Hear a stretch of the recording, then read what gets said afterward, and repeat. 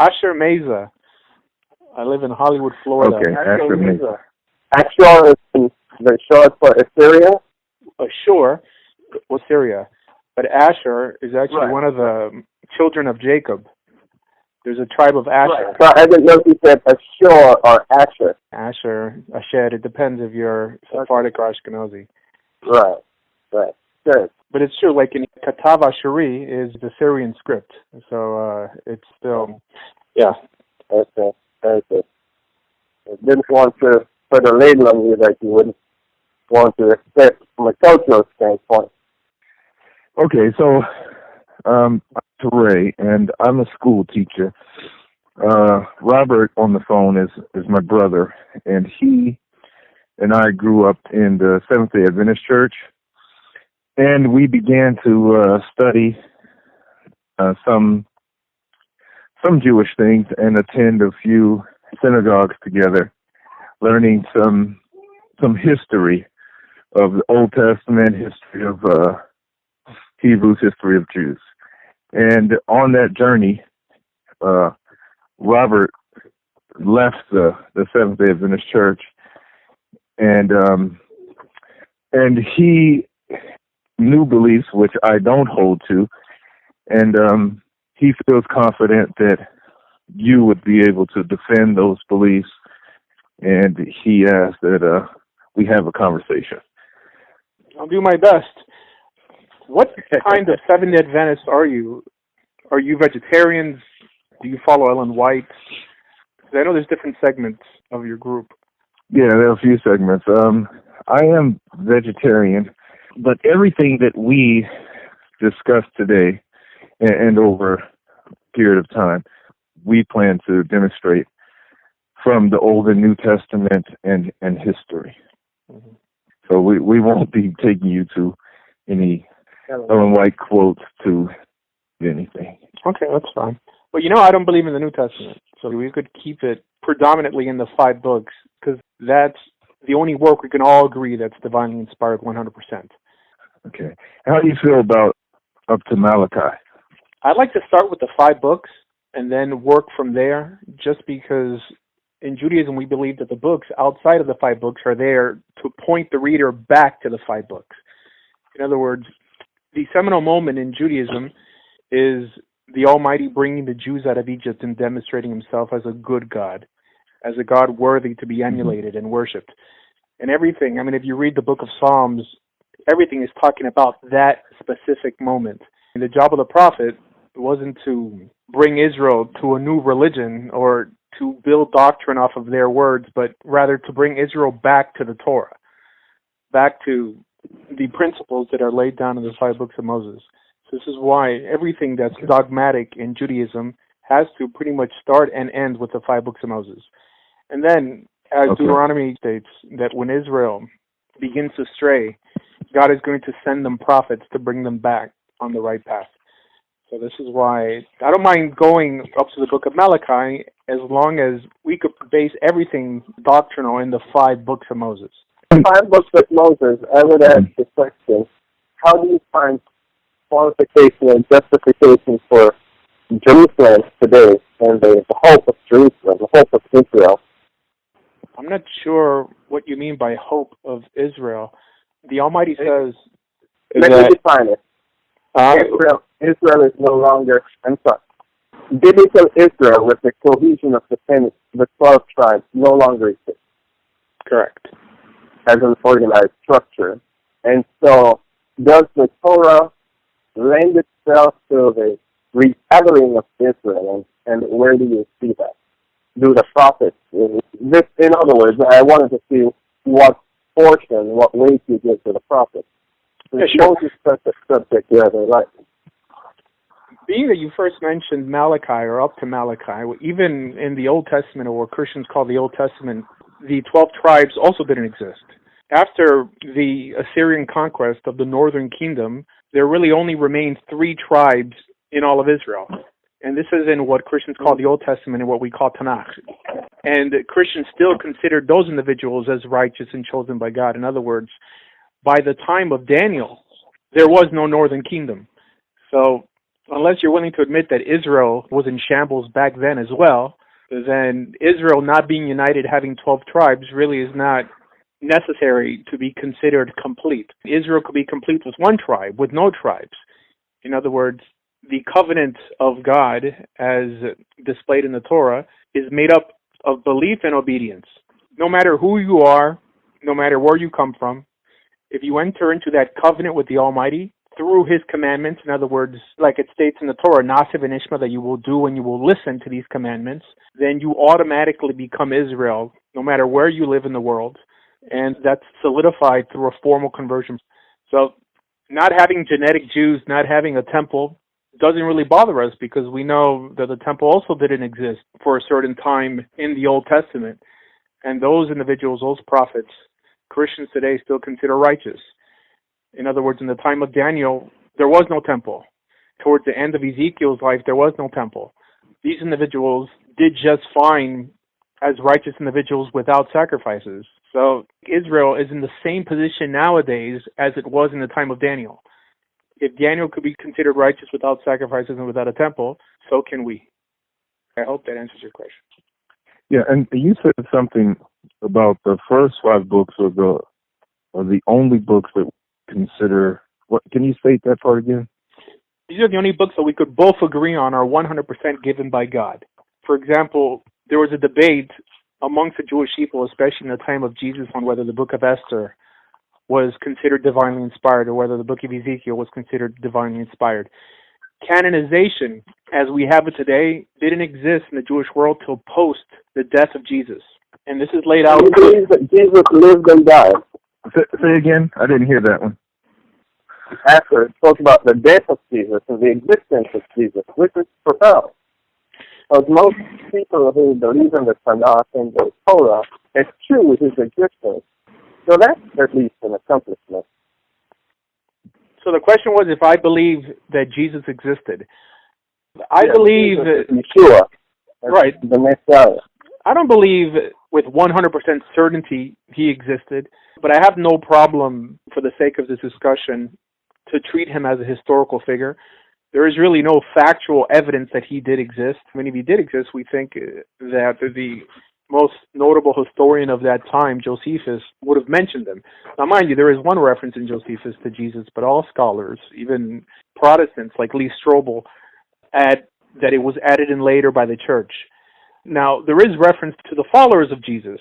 So we have Pliny the Younger, we have Tacitus, but to Jesus himself, being that he never wrote anything, we can't say with 100% certainty that he did exist, but I have no problem believing he existed. Now, I personally think that if he did exist, he was just a regular religious Jew who had his ideas twisted by the Roman Catholic Church. The New Testament is very Jewish, but it has some foreign ideas within it. Some things that I believe that he wouldn't have said or he wouldn't have claimed to be. And one of those is the Son of God, which is a foreign idea. Like if one is almost trying to justify the Trinity alongside with it. Now, sons of God, we're all sons of God. So I have no problem saying that Jesus existed. It's interesting that you also told that he had his ideas twisted by the Roman Catholic Church, this thing 500 years after his death. That's when Christianity became popularized. It wasn't until Constantine embraced Christianity, and this was already during the time of the Holy Roman Empire. This was actually the time of the birth of the Holy Roman Empire, that the Gospels became canonized and Christianity, as it exists today, was founded. In other words, the Council of Nicaea laid down many doctrines that you hold dear that have its foundation in the Holy Roman Catholic Church, like the doctrine of the Trinity. You know, the New Testament doesn't teach about the Trinity. You believe in the Trinity, I assume, correct? I believe that there is a triune God. I don't believe in the Trinity. I believe that God exists, that the Godhead exists in 3 functions. But I dispense with the word Trinity. So there are many church fathers who felt the same way. But the notion of a triune God is also not explicit in the New Testament either. This is an idea that was built upon Catholic ideas. In other words, Christianity nowadays owes a lot to the Catholic Church. Protestant Christianity does, but they wouldn't acknowledge that. For example, it was the fathers of the Catholic Church that canonized the Bible you guys walk around with today. They decided to include 4 Gospels instead of 8. They excluded the Gospel of Thomas, the Gospel of Barnabas. There's a lot of Catholic influence in your religion. The Gospel of Thomas, for example. Who was Thomas? Was he a disciple of Jesus? Yes. Okay. So that authenticates the existence of Jesus. All these Gospels are written much later than even the existence of Paul. Be that as it may, we can validate that Thomas was a true historical figure. And if he has written a Gospel and it should have been canonized, then at least we can then, by extension, say Thomas, being a disciple of Jesus, did not exist in a vacuum. That Jesus then was a central figure that inspired his life.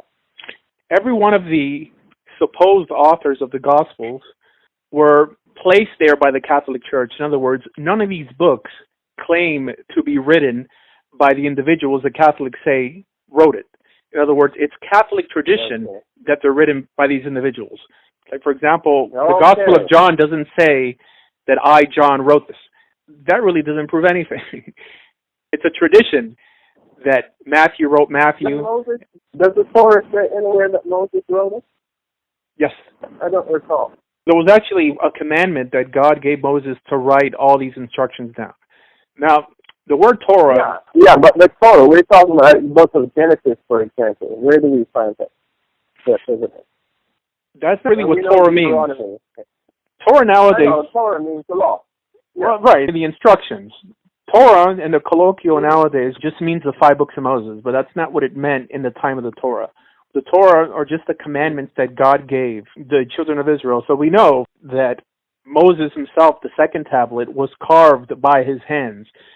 And God himself told him to write this law, and he placed it even in the Ark of the Covenant. Now, this is in our Bible. Now, granted, there's not any more proof that Moses existed than Jesus existed, but our religion really is not based on... I'm not questioning that part. My only thing is that when you mention that Paul did, or let's say John didn't say I wrote this book, then I haven't seen anywhere where Moses took that type of first-person address in the writing of the Pentateuch, if you will. But it says that. In terms of the actual law, it says that Moses wrote 13 Torah scrolls. There's even a command that every king had to write 2 Torah scrolls, and every Hebrew had to write 1 Torah in his lifetime. So, yes, Torahs are written, and Moses is mentioned writing a Torah, but none of the Gospels mention who wrote it outside of Catholic tradition.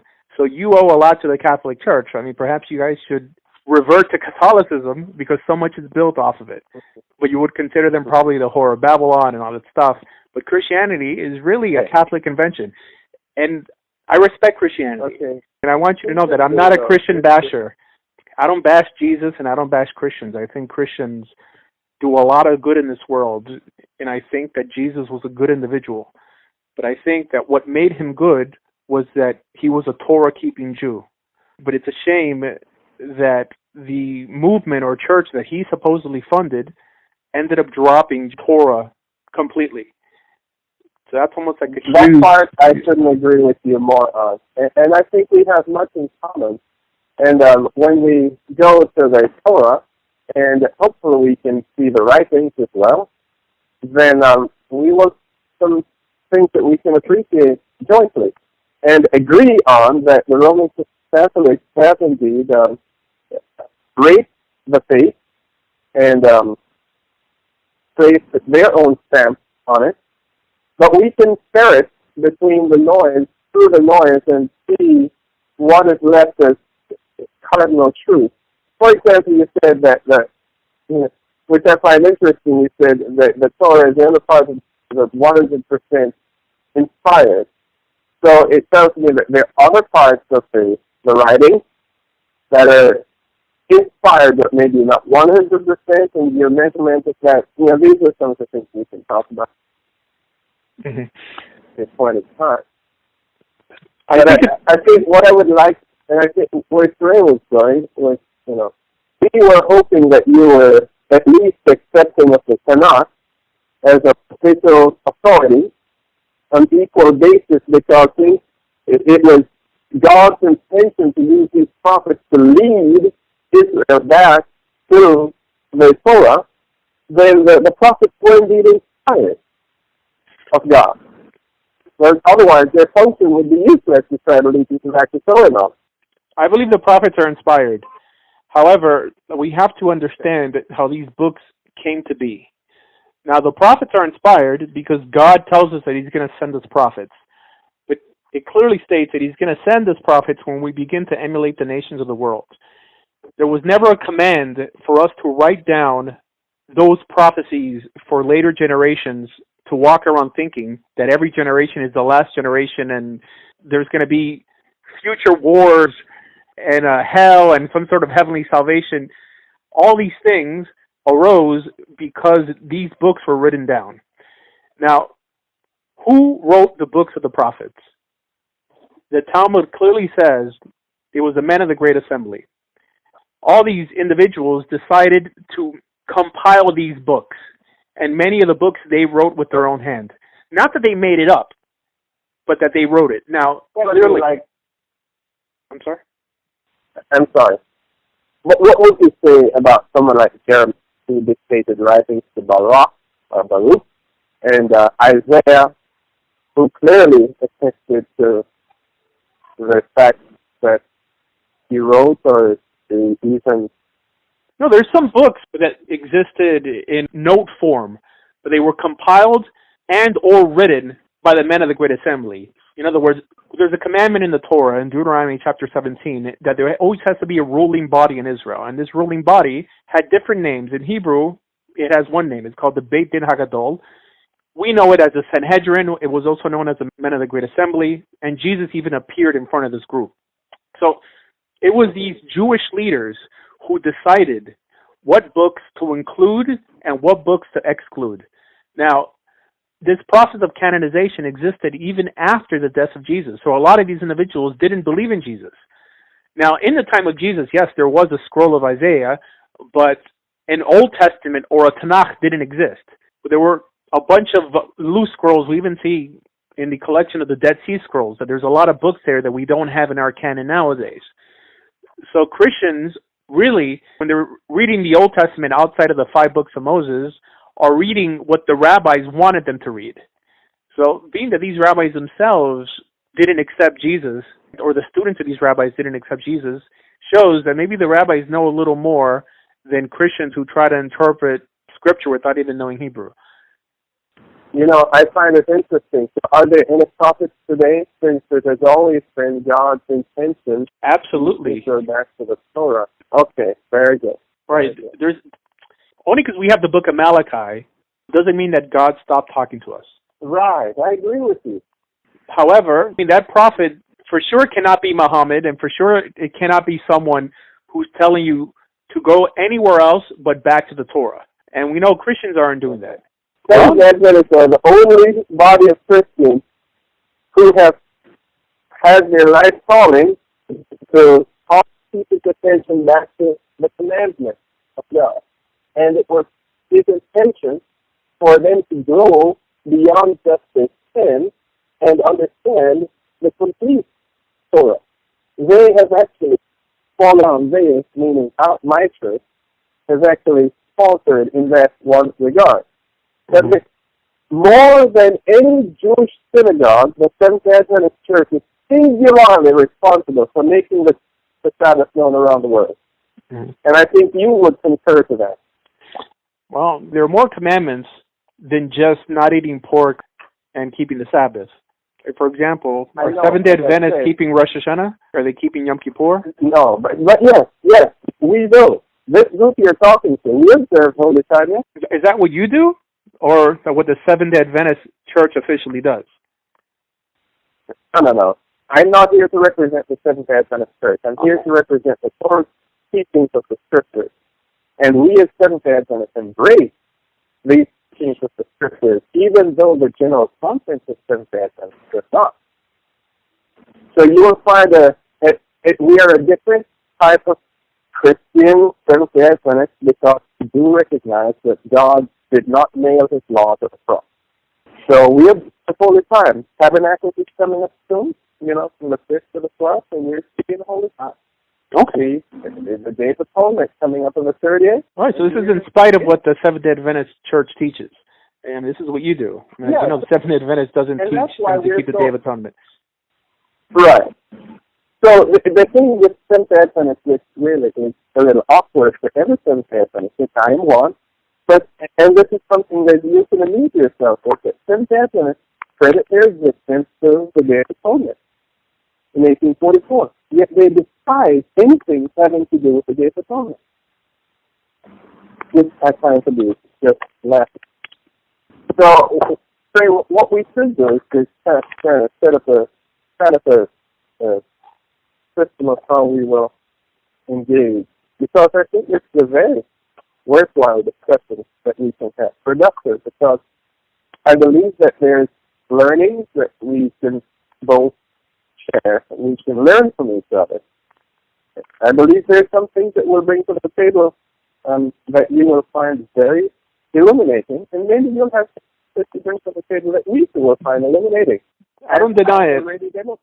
See, I don't deny it. I mean, I think Christianity helps people become more ethical, but I think that becoming Jewish is, in a way, graduating from Christianity. Because, honestly, the most knowledgeable Christian really doesn't even reach the heel to the youngest yeshiva student. And this is just the way it is.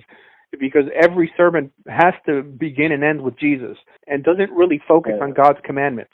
You see, the Torah doesn't revolve around some Messiah and accepting him in order to be saved. The Torah revolves around a good God and his ethical instructions to make this world a better place. And I think that Christians go very far in spite of what the New Testament expects from them. Now, the notion of salvation, as you know, doesn't appear in the Torah. And the notion of hell also doesn't appear in the Torah. The notion of Satan also doesn't appear in the Torah. The Torah itself never requires someone to believe in a Messiah, especially to please God or to be validated by God. This is a much later idea. There are 613 commandments in the Torah. Not one tells you that one has to believe in a Messiah to be saved. But that in some way became the basis of your faith and the basis to basically exclude yourself from the mainstream Jewish world. All these are actions that I don't see justified in the Torah. Okay, I'm going to have to break here together for work. I don't hear him very well, but I hear you very well. If you want, I could continue the conversation with Robert. All right, I'm dropping out here, Turan. Okay, go ahead. All right, Garrick. Asher, in order for you to speak more with Robert, I'm going to. He's called me, so I'll be on the line. Oh wait, who's this? That's Trey. Sorry, I want to talk to Trey because I hear you very clear. I'm sorry. Robert is the person who's becoming Jewish, right? Yes. That's true. All right. So, what do you believe? Are you also a Seventh-day Adventist? I am. I'm more than Seventh-day Adventist. So, as far as what I believe, yeah. Do you believe that your brother is going to hell because he's rejected Jesus?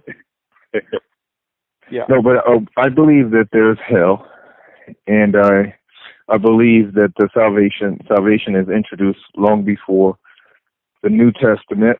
That's some of the things that we can cover. And one question I had for you when you began to speak about mystic ideas was that of Kabbalah. What's your... I don't accept Kabbalah as anything authoritative. I consider it folklore and legend.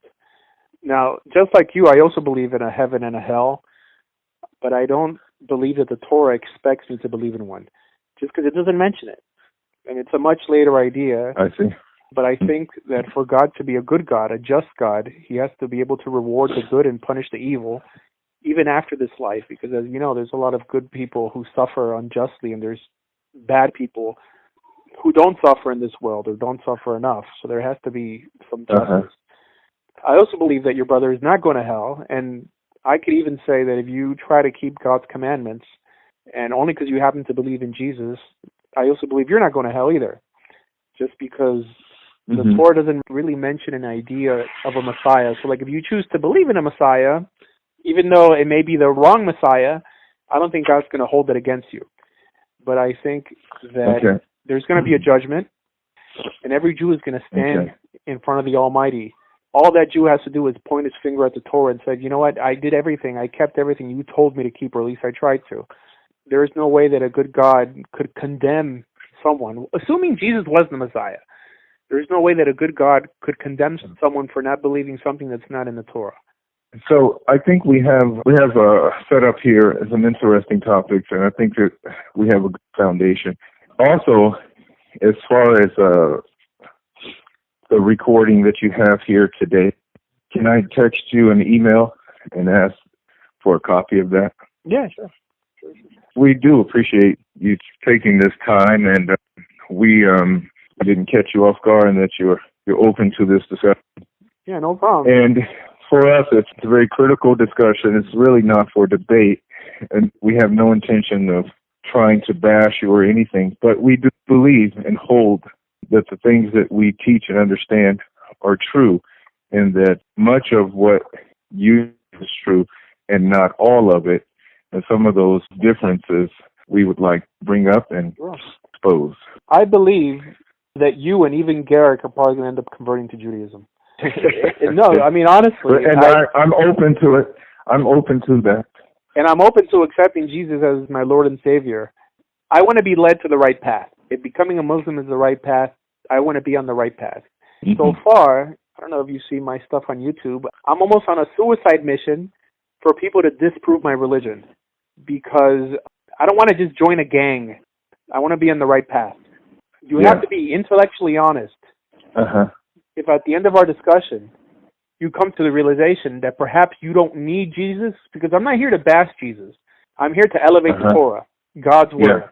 If you feel that you don't need Jesus in order to please God, I think that you have no choice but to assume less is more in that area. That just walking around with Jesus may be hindering you theologically. That's a prediction of mine, but I guess we'll see. Yeah, we'll see, and I will check with you by text and see if